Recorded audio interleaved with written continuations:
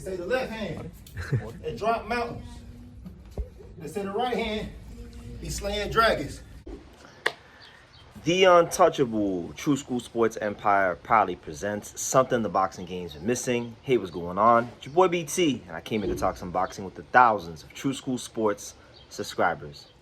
All right, so in other news, and I want to stick within the parameters of the featherweight division here because this is a very important video. You know, this is my favorite weight class in boxing right now.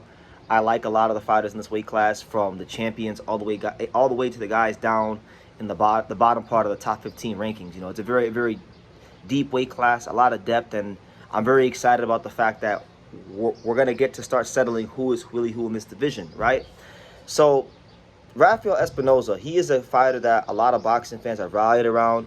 A lot of boxing fans and media alike have crowned as the best featherweight in the world. I don't necessarily agree with that, but he's a very good fighter. He's someone that does add a lot of excitement to the sport and the division, being 6'1", throwing a bunch of punches, being a Mexican warrior. You know, I got a lot of love for Rafael Espinoza. Now, there's a lot I could say. There's a lot of things I could say in regards to, you know, the fact that he is targeting a unification fight with Brandon Figueroa, which is a good fight. It's a fun fight. It's an action fight, but it ain't one of the top two fights with the champions that boxing fans have been asking for. Boxing fans have been clamoring for Rafael Espinoza to fight the likes of Bruce Shushu Carrington, Angelo Chinito Leo, and he's not going in that direction, right? So, you know, I could go on a long rant about that, but I'm not. What I would choose to do is be appreciative that we're at least about to get a featherweight unification, because it's been reported that Zanford Promotions, Fernando Beltran, the fine folks there, they want to fight Brandon Figueroa, right? So let's talk about it, because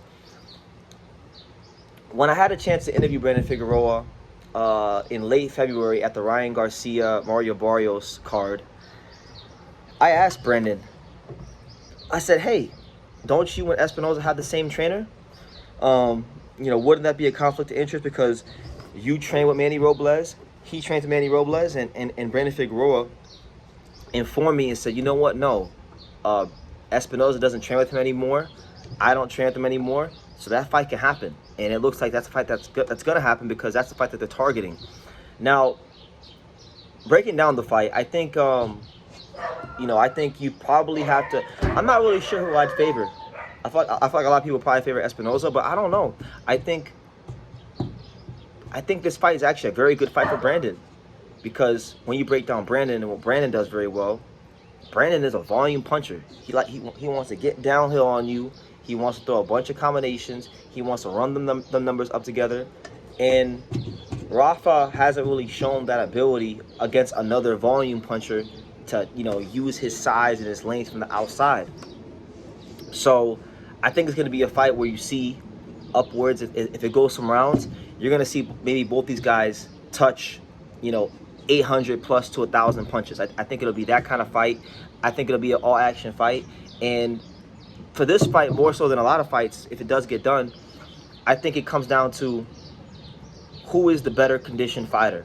Who is willing to go a little bit deeper, a little bit darker, and throw a little bit more. It really is going to be one of them fights, because I can't foresee Brandon Figueroa reinventing the wheel and trying to box.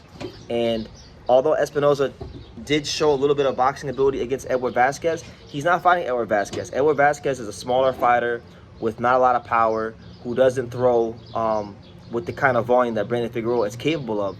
We've seen it. Look at his last fight. Look at Brandon Figueroa's last fight against Nick Ball. He was throwing upwards of 100 punches in the 12th round. And there's not many fighters in boxing, let alone the featherweight division, that can throw upwards of, you know, 80, 90, 200 punches in the last round. So I think it'll be a fun fight. Mexican-American versus Mexican.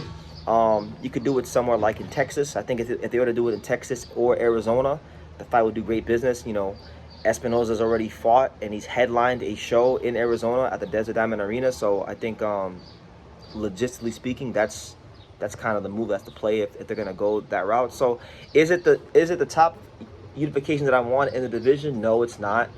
But I also understand that there's this elephant in the room at featherweight, and that elephant in the room is Naoya Monster Inoue.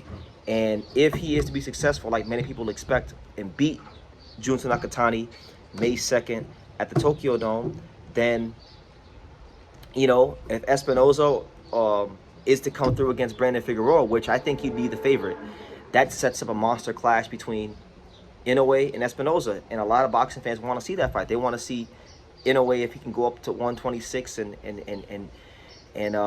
really and truthfully, like, can Naoya Inoue beat a guy like Rafael Espinoza, right?